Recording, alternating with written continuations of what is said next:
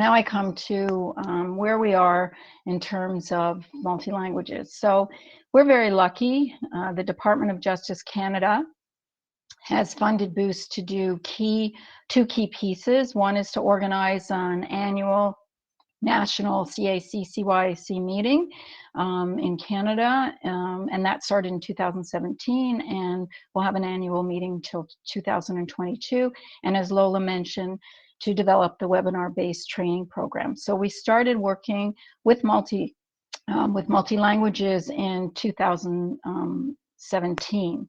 So I have to say that in terms of the national meetings, what multi-language provides, and I can't say it enough times, reduced or actually took away all anxiety or stress around around arranging for interpretation and translation, because that's their expertise. It's certainly not mine or our staff. So for the national meetings, they provide translation of all materials. What's really nice is I can and often interact with the individual translator when they have questions, and I can be the go-between between them and the presenter. So it's easy to resolve any questions about the material. And multi-languages provide simultaneous on-site interpretation. We've had our national meetings in Toronto and Ottawa and in Montreal. They have looked after negotiating and arranging on-site services in both those cities, which obviously makes a huge difference to us. And I might add that I haven't had to ask for these perks, if you will. Lola and Sergio let us know up front. They offer, and they really do an amazing job helping us. The other project is the webinar series. And the purpose of this is to build capacity with CACs and CYCs across Canada. There's about 900 of these in the United States, and in Canada, there's 42 that some are already open, some are in feasibility stage, some are in the development stage. And so through these webinars, we provide all of the organizations and the service providers, the MDT members, with resources, information, sharing the lessons that different CYCs have learned, so that we can really assist them with developing and operating an effective CYC.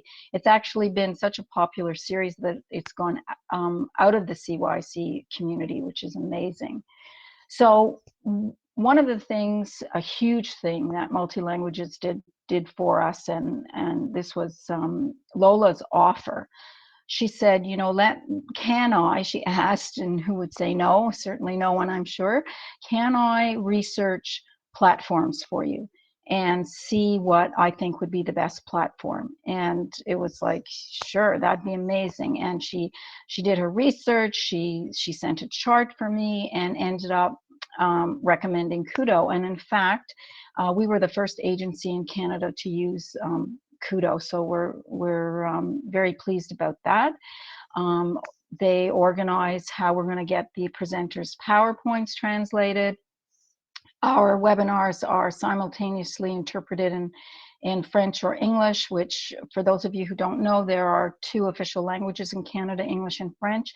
This has also been incredibly helpful at the national meeting, especially in Montreal, because many of our presenters feel much more comfortable speaking in French, so we were able to have more presentations in French, which was great. And all of the webinars are recorded and posted on our YouTube station, as well as the national CAC and CYAC website. Sergio has played an incredible role in helping with the technical pieces. He's a technical wizard. And the other piece that he really helps with, and again, these are all what I say are perks. I never would have expected something like this. He's helped us design how to advertise the webinars, how to communicate with our users. And so once again, it's runs very smoothly and allays a lot of potential anxiety. So to give you an idea of where we're at. We've aired 34 webinars. We have 28 more planned. We have over 1,200 people registered, and that doesn't include our staff and our multidisciplinary team members. We've had over 1,500 live participants, and just from our YouTube station, to date, there have been over 3,800 views, many in English and many in French. So you can see that having it in both languages has been incredibly helpful. And I do want to emphasize, I know that child abuse was mentioned already. We had a national CYAC call recently, and all of us who work in this field are very deeply concerned about the abuse of children during this time and the increase in family violence, because there are so many stresses associated with COVID-19. And children who normally have access to a protective adult in schools and childcare centers, neighbors, friends, where they confide in their friends' parents. Kids have lost all of this during COVID-19. And so because of our partnership with Multi-Languages and Kudo, we are able to continue with our webinar series and in order to provide really important information. And that includes actually some strategies and information related specifically to COVID-19.